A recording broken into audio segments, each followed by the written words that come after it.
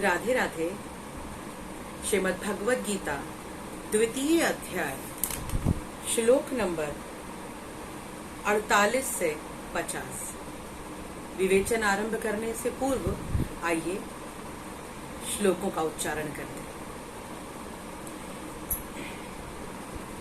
योगस्थ कुरु कर्माणि संग त्यक्त्वा धनञ्जय सिद्धयः सिद्धयो समो भूत्वा समत्वं योग उच्यते।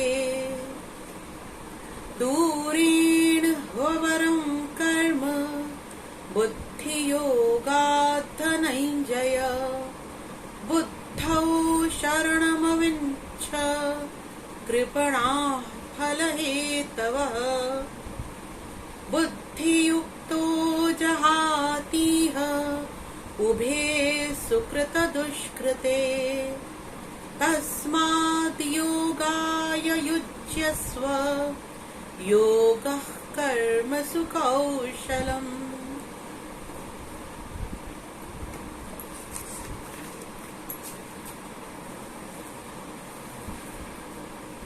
पिछले वीडियो में हमने देखा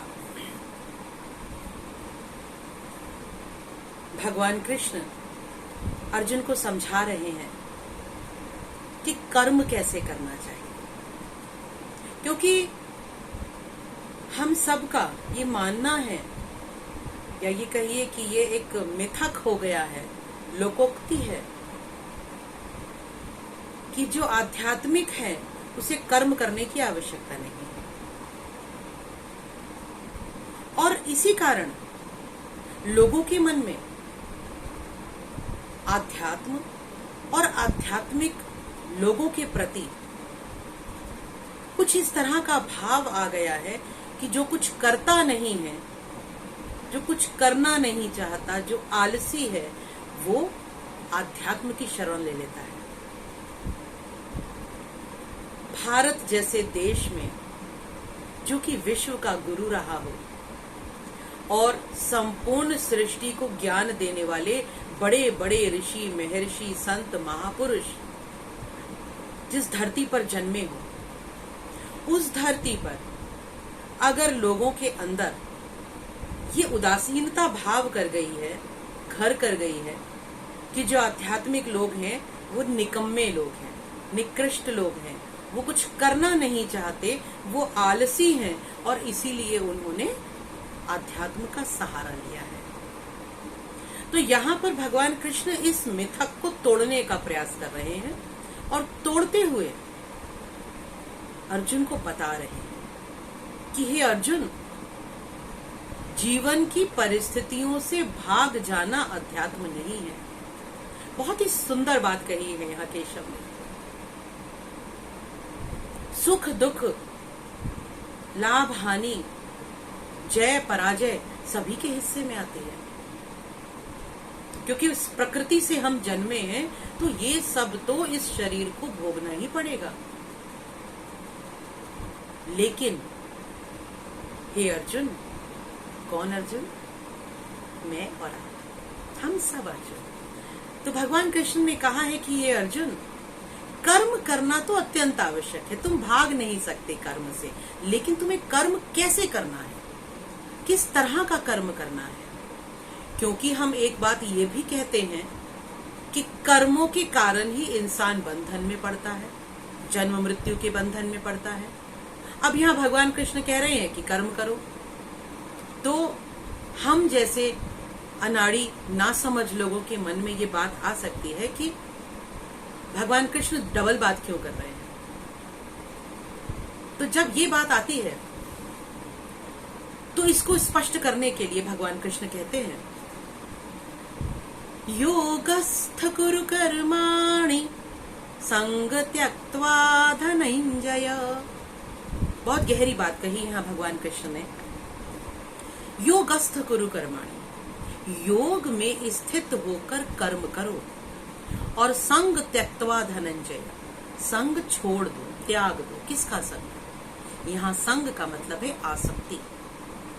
किसकी आसक्ति? आसक्ति जो भी हम कर्म कर रहे हैं उसका फल क्या होगा।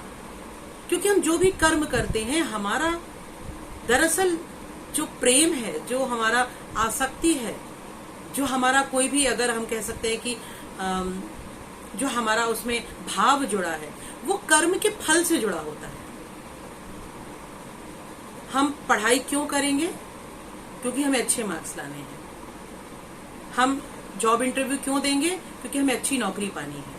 हम अच्छी नौकरी क्यों करेंगे मेहनत से? क्योंकि हमें अच्छा सैलरी पैकेज चाहिए। हम उस नौकरी में बहुत ज्यादा मेहनत करेंगे, बहुत ज्यादा डिवोशन दिखाएंगे और जितनी क्षमता है उतनी क्षमता से कार्य करेंगे। क्यों? क्योंकि फिर प्रमोशन चाहिए। तो आसक्ति कर्म में नहीं है, आसक्ति कर्म के फल में है। हम बहुत अच्छे तरीके से अपने घर को डेकोरेट करेंगे, सजाएंगे, संवारेंगे। क्यों? क्योंकि बाहर से आने वाले जो अतिथि है वो फिर हमारी तारीफ करेंगे। मैं ये छोटे छोटे उदाहरण देकर समझा रही हूं कि हमारी आसक्ति जो है, हमारा उद्देश्य कर्म करने का नहीं होता। हमारा उद्देश्य होता है कि उस कर्म का फल जो मिलने वाला है वो हमें सटीक मिलना चाहिए, हमारी इच्छा के अनुसार मिलना चाहिए। हम किसी गरीब व्यक्ति की सेवा कर रहे हैं तो सेवा करने में हमारा उद्देश्य नहीं है। हमारा उद्देश्य यह है कि जब हम उसकी सेवा कर रहे हैं तो हमें नाम प्राप्त होना चाहिए, हमें पुण्य प्राप्त होना चाहिए, हमारी वाहवाही होनी चाहिए। तो अगर नाम प्राप्त हो रहा है, पुण्य प्राप्त हो रहा है, वाहवाही हमें मिल रही है, तब तो हम वो कर्म करना चाहते हैं, अन्यथा नहीं करना चाहते। तो भगवान कृष्ण यहां समझा रहे हैं कि हे अर्जुन, तुम फल की आसक्ति त्याग दो, फल के विषय में तुम चिंता मत करो। तुम्हारा कार्य योग में स्थित होकर कर्म करना है। अब यहाँ प्रश्न उठता है कि योग क्या है? क्या कृष्ण उस शारीरिक योग की बात कर रहे हैं जिसमें हम विभिन्न प्रकार का प्राणायाम करते हैं, अष्टांग योग करते हैं, हाथों को टेढ़ा मेढ़ा करते हैं? क्या भगवान कृष्ण उस योग की बात कर रहे हैं? क्या ये वो योग है जो आज के जमाने का योगा है, जिसके लिए बहुत सारी क्लासेस लगती हैं? नहीं। यहाँ भगवान कृष्ण जिस योग की बात कर रहे हैं, ये योग है समत्व में स्थित हो जाना। देखिए आगे कहा है उन्होंने, सिद्धया सिद्धयो समो भूत्वा। तुम्हारा कर्म जो तुमने किया वो सही हुआ, यानी फल प्राप्त हुआ या नहीं प्राप्त हुआ, कर्म की सिद्धि हुई या नहीं हुई, इसमें तुम्हें समत्व रहना है, समता की स्थिति में रहना है। अब समता की स्थिति कैसे आएगी? समता की स्थिति आने के लिए ये बहुत जरूरी है कि व्यक्ति राग और द्वेष से परे हो। अगर हमारे हृदय में राग और द्वेष नहीं है तभी हम समत्व में हो सकते हैं। क्योंकि जब भी हमारा राग किसी एक विशिष्ट व्यक्ति के प्रति, वस्तु के प्रति या परिस्थिति के प्रति होगा, तो ये जरूरी है कि फिर दूसरे व्यक्ति के प्रति हमारे मन में द्वेष होगा। ये अवश्यम भावी है। जिस तरह से अगर दिन है तो रात होगी, उजाला है तो कभी न कभी अंधेरा भी है, इसी तरह से अगर राग है तो द्वेष तो है ही। और जहां राग और द्वेष है वहीं पर फल की सिद्धि ना होने पर कष्ट है, और फल की सिद्धि हो जाने पर अत्यंत उत्साह और खुशी है। और दोनों ही स्थितियां योग नहीं है।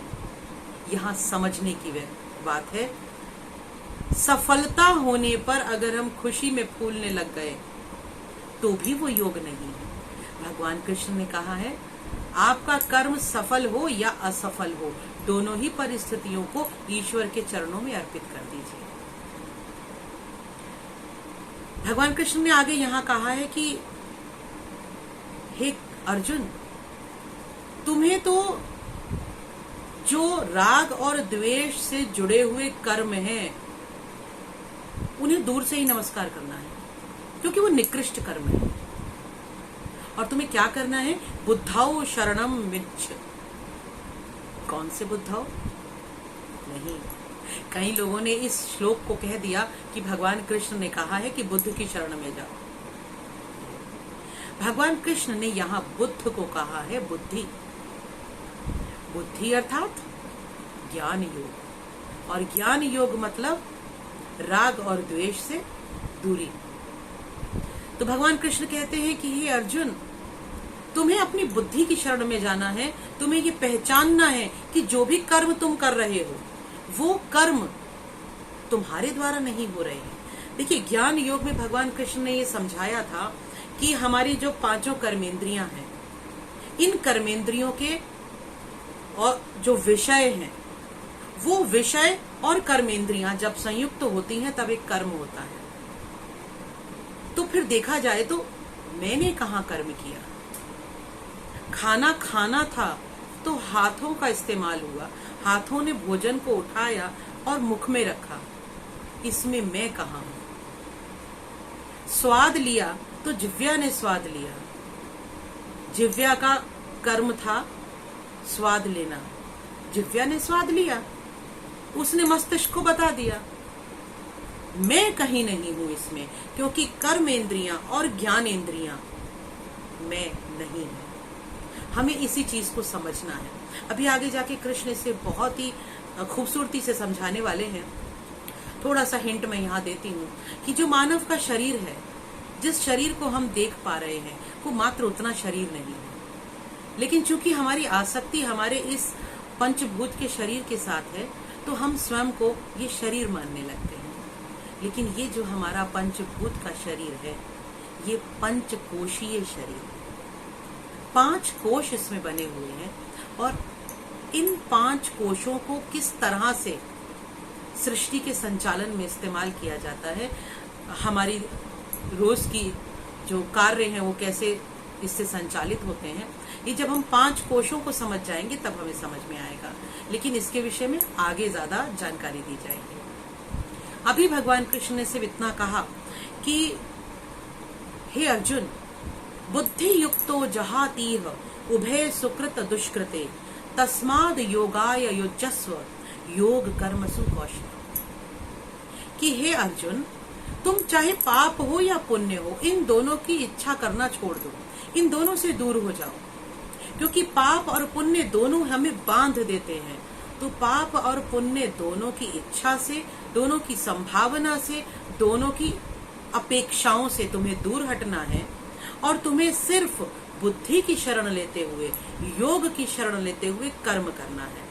तो अगर एक वाक्य में इस बात को कहें और बहुत कम शब्दों में इस बात को कहें, तो भगवान कृष्ण ने ये कहा कि हे अर्जुन, योग कर्मसु कौशलम, अर्थात जो भी कर्म राग और द्वेष से दूर होकर, लाभ हानि की इच्छा से दूर होकर, जय पराजय, सफलता और असफलता, इन सभी भावों से दूर होकर किया जाता है, वही कर्म कुशलता के द्वारा किया जाता है, और वही कर्म कर्म योग कहलाता है। तो यहाँ पर भगवान कृष्ण ने अर्जुन के माध्यम से हम सभी को एक कर्म योगी बनने की शिक्षा दी है। और संपूर्ण गीता में 3 प्रकार के योग बताए गए हैं, मुख्यतः ज्ञान योग, कर्म योग और भक्ति योग। और मजेदार बात यह है कि संपूर्ण गीता में आगे जाकर विभिन्न अध्यायों में भगवान कृष्ण ये स्पष्ट करने वाले हैं कि कौन सा मार्ग भगवान कृष्ण को बहुत पसंद है, और किस मार्ग के द्वारा उस परम ऊर्जा के स्रोत तक हम पहुंच सकते हैं। लेकिन आवश्यकता है कि हम लगातार जुड़े रहें, श्रीमद् भगवद गीता का अध्ययन करते रहें, और इस चैनल को सब्सक्राइब भी करते रहें। ओम तत्सत।